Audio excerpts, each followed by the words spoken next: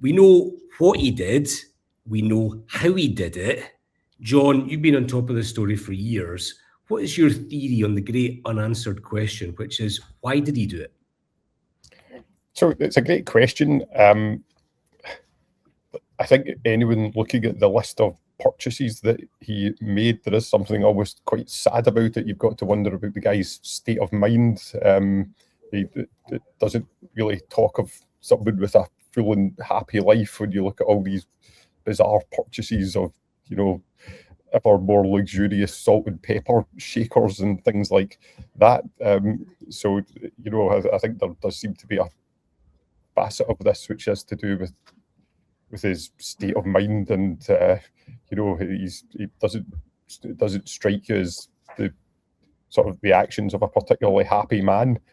But I think if you're really looking for a hard reason that he might have had, a key to that might lie in looking back at SNP accounts and the fact that Peter Murrell's salary was noted around over £100,000 before Nicola Sturgeon became First Minister. It then sort of disappears out of the accounts for a few years and pops back up at a far lower amount, around 70,000. I think it is, or 79, 78,000. So one theory is that Peter and Nicola sort of looked at this and thought, it doesn't look good for the cause. You know, if you're earning £140,000 as First Minister and I'm earning another six-figure salary as Chief Executive of the SNP, it just looks bad, so I'm going to need to take a pay cut. Now, one of the biggest reasons that you'll fit for frauds around the world are that someone feels they were entitled to more than they were getting, that they had an entitlement to money of a company or whatever. And I wouldn't, this is a theory, but it's not one that I would discount, that Peter Murrell feels he's entitled to more, that in some way he's responsible for building this colossal, not just election winning, but money making machine, and that he was somehow entitled to fund his life and to make up what he believes he was entitled to by effectively defrauding the SNP. I mean, if that's true, John, then he has a real sense of entitlement, doesn't he?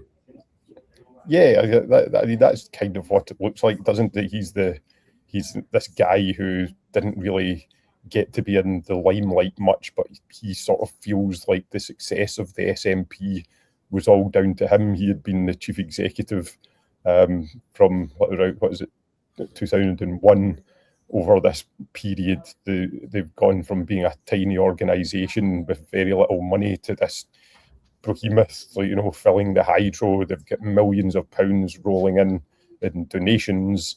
They've got money coming in from the business community, and he probably feels like this is in large part down to him. Now, I think others would argue that it was down to Alex Salmond and his wife Nicola Sturgeon as very capable politicians that, you know, had made the SNP electable, but I'm sure he kind of felt like it was his genius behind the scenes that was responsible for that, and that he deserved more than he was getting. Ben, do you buy into this Superman theory that Murrell probably thought that he was largely responsible? Superman. Well, he's Superman in his own mind. That never seen anyone less like Superman. Well, maybe he just felt like he was largely responsible for the SNP's election wins.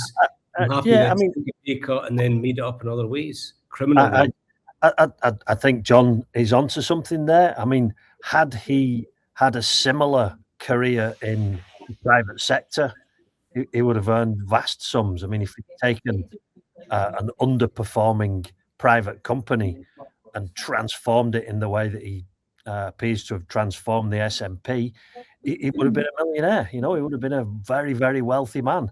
But because he's performed these sort of corporate growth on a political party, he ends up with, I mean, by most standards, a pretty good salary. It's between 70 and 100k a year, but that's a very good salary. but it's not in the upper echelons of if he's comparing him to other chief executives in the private sector, it's very small potatoes indeed. Or even if he's comparing himself to his wife. Even if he's comparing himself to his wife, yeah, absolutely. I mean, the other factor in all this, if you're looking at salaries, obviously the SNP ministers chose to freeze their own pay, and maybe that didn't go down too well in Peter Murrell's mind, given that I think there's an element as well of trying to more than she actually received. Is there an element of him maybe trying to impress his wife? You know, buying a Jaguar, all these swanky items for the house. Well, if there is, then it didn't work because she appears not to have noticed for 12 years. She clearly had no idea that an electric I-Pace Jag is actually a very, very expensive executive car. And she appears not to have noticed any of it. So, I mean, if he's trying to impress her, it's really not worked.